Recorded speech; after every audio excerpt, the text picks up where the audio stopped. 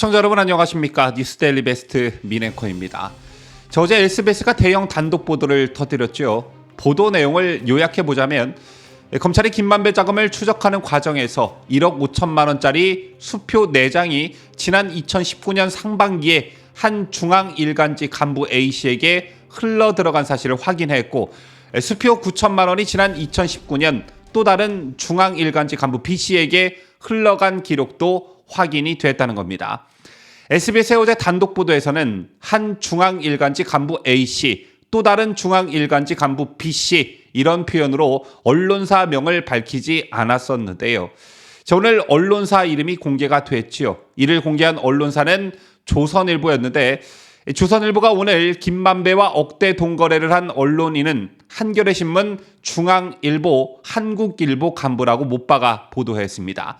자, 그러면서 조선일보는 김만배 씨와 억대의 돈거래를 한 것으로 나타난 언론인들은 3명으로 김만배와 비슷한 연조이거나 법조기자로 함께 활동했던 인연이 있는 것으로 알려졌다라고 부연 설명했는데요.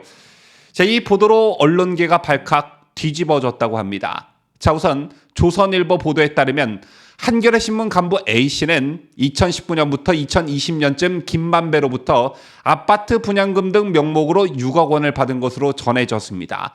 당초 김만배와 남욱 변호사, 정영학 회계사가 3억 원씩을 각출해 한겨레신문 A씨에게 총 9억 원을 전달하려고 했지만 김만배가 자신의 몫을 빼고 남욱, 정영학 돈 6억 원만 전달한 것으로 전해졌고요. 이어 한국일보 간부 B씨는 2020년 1억 원을, 중앙일보 간부 C씨는 2019년 9천만 원을 김만배로부터 전달받은 것으로 나타났습니다. 그렇다면 한겨레 간부 A씨, 한국일보 간부 B씨, 중앙일보 간부 C씨는 어제 SBS의 단독 보도와 관련해 어떤 해명을 내놓고 있느냐? 자, 일단 한겨레 간부 A씨는 연락을 받지 않고 있다고 하고요. 한국일보 간부와 중앙일보 간부 이 둘은 김만배에게 빌린 돈이다, 즉 사인 간의 정상적 거래다, 이렇게 해명하고 있습니다. 자, 원래 이런 류의 일들이 벌어지면 가장 먼저 나오는 해명이 빌린 돈이다, 빌려서 갚은 돈이다, 이런 해명들이지요. 자, 그런데 이들이 주장하는 대로 이게 과연 사인 간의 정상적인 거래로 볼 수 있을까요? 자, 지난달 말 한 언론사가 이른바 정영학 녹취록과 정영학 메모를 입수해 김만배의 특정 발언을 보도한 바 있습니다. 그 보도에 따르면 김만배는 걔네, 그러니까 기자들한테 카톡으로 차용증을 받아, 그런 다음에 2억씩 주고, 그래서 차용증 무지 많아, 여기 분양받아 준 것도 있어, 아파트 서울에 분당, 이렇게 말합니다. 자, 이게 무엇을 의미하는 것일까요? 자, 그리고 이런 김만배의 녹취와 결을 같이 하는 게 또 하나가 더 있습니다. 이건 녹취록이 아니라 아예 검찰 진술인데요. 남욱 변호사가 문재인 정권 때인 2021년 10월 20일 서울중앙지방검찰청 437호 검사실에서 조사를 받을 때 이 같은 진술을 이미 했다는 겁니다. 자, 그리고 검찰 수사 기록에 적시되어 있다는 건데요. 검사가 김만배가 기자들에게도 로비를 했다는 것을 어떻게 알고 있나요? 라고 묻자 남 변호사는 2019년 5월경 한겨레 기자의 집을 사줘야 한다고 하면서 저와 정영학에게 3억 원씩 가져오라고 했고 실제로 주었다. 기자들 로비를 했기 때문에 대장동에 대한 기사를 모두 막을 수 있었다라고 답을 합니다. 검사는 이에 집까지 사줘야 할 정도이면 지위가 높은 기자일 것으로 보여지는데 어떤가요? 라고 이렇게 묻자 남 변호사는 저희도 그 당시에 왜 우리가 돈을 내야 되냐고 화를 낸 사실이 있다며 열받아서 천화동인 4호 대여로 회계 처리를 한 것이고 2021년 9월 초순 김만배와 이야기할 당시 그거 최근에 대여 약정서 써놨다라고 말을 했다. 김만배 대여 약정서 보면 누구한테 6억 원이 갔는지 바로 알 수 있다. 이렇게 진술했습니다.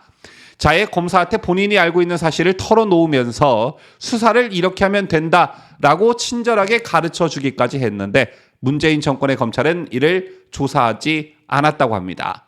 특히 우리가 여기서 주목할 점은요.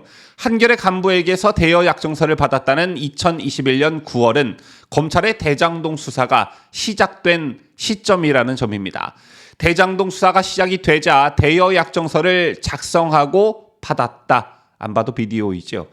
자, 그리고 또 한 가지가 더 있습니다. 여러분 아시다시피 김만배는 머니투데이 법조기자 출신이죠. 김만배 씨의 본격적인 법조기자 이력은 2003년부터 시작이 되는데 2004년 머니투데이 이직 후 김만배가 17년 동안 쓴 기사는 고작 550여 개였습니다. 제 1년에 평균 32개 정도이니까 그닥 기사를 많이 쓰지 않았다고 볼 수 있는데 자, 온통 부동산으로 돈 벌 생각에 기사를 쓸 정신적 여력이 있었겠습니까? 어쨌든 김만배와 머니투데이 회장 홍선근 회장이 수상한 돈 거래 혐의는 경찰에서 검찰로 이미 넘어와 있는 상태입니다. 이미 알려진 대로 머니투데이 홍 회장은 이른바 50억 클럽의 이름이 오른 인물이지요. 홍 회장은 2019년 10월쯤 김만배로부터 50억 원을 빌렸다가 두 달 뒤 갚았는데 이에 경찰은 지난해 11월 25일 위반 혐의를 적용해 홍 회장을 검찰에 넘겼습니다. 그런데 김만배와 머니투데이 홍 회장의 수상한 돈 거래는 이것 말고 더 있습니다. 바로 머니투데이 홍 회장의 두 아들과의 돈 거래였는데요. 김만배가 홍선근 회장 두 아들에게 49억 원을 빌려주었다가 상환받았다는 겁니다. 돈을 빌려줬다가 상환받았는데 뭐가 문제냐? 이렇게 단순하게 볼 수 없는 게 49억이라는 금액은 이른바 50억 클럽에서 말하는 금액과 일치하는 금액이고요.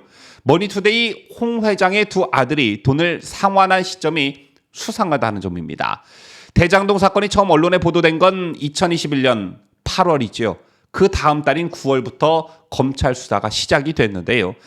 홍선근의 두 자녀가 김만배에게 돈을 갚은 시점은 2021년 7월 27일 19억 원, 9월 24일 30억 원 두 차례였습니다. 자, 물론 표면적으로는 두 아들의 사업 자금이란 명목으로 돈을 빌렸다고는 하지만 대장동 사건이 언론에 불거지기 직전에 일부를 갚고 검찰이 수사를 착수하자 나머지도 갚은 것입니다. 따라서 대장동 수사가 시작되자 한겨레 간부에게 대여 약정서를 받았다는 것과 맥을 같이 한다 이렇게 볼 수 있죠. 자, 현재 SBS의 단독 보도와 조선일보의 후속 보도로 언론계는 그야말로 발칵 뒤집어진 상황입니다. 이게 과연 한겨레, 한국일보, 중앙일보에 국한된 일일까라는 의구심이 생길 수밖에 없고 언론에 대한 국민들의 실망감 그리고 신뢰성이 한 번에 무너지는 매우 중차대한 상황이기 때문에 언론사마다 촉각을 곤두세우고 있을 텐데 일단 김만배가 언론사 간부들과 억대 돈 거래를 했다는 보도가 나오자 해당 일간지들은 보도에 언급된 간부들을 업무에서 배제했다고 합니다. 기자협회부에 따르면 한겨레는 김만배 씨와 금전 거래를 했다는 자사 간부 A씨를 업무에서 배제하고 노사 공동으로 진상조사위를 꾸리기로 했고요.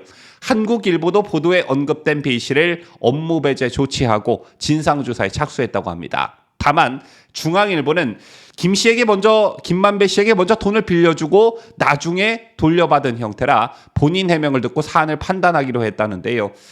자, 이런 가운데 검찰이 오늘 김만배를 소환해 조사를 재개했습니다. 김만배 씨가 극단적 선택을 시도해 조사가 중단된 지 23일 말인데요.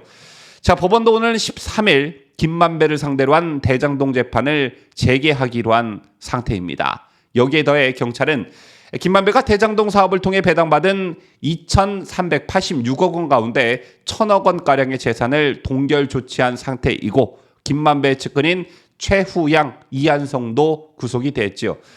자, 따라서 김만배가 벼랑 끝 궁지에 몰렸다라는 말이 나오고 있고 이에 따라 그동안 굳게 닫혔던 김만배 입이 열릴까 비상한 관심이 쏠리고 있습니다. 김만배가 정확히 어떤 사람인지는 모르겠으나 한 가지는 확실해 보이죠. 본인이 징역을 가는 한이 있더라도 돈만은 지키고 싶었던 사람. 그런데 그 돈을 뺏기게 됐습니다. 그리고 돈도 뺏기고 평생 감옥에서 썩을 처지에 놓여 있습니다.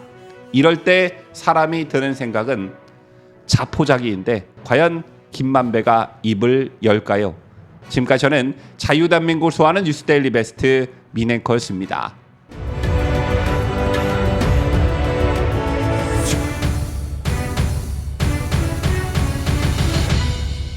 함께해요. 뉴스데일리 베스트.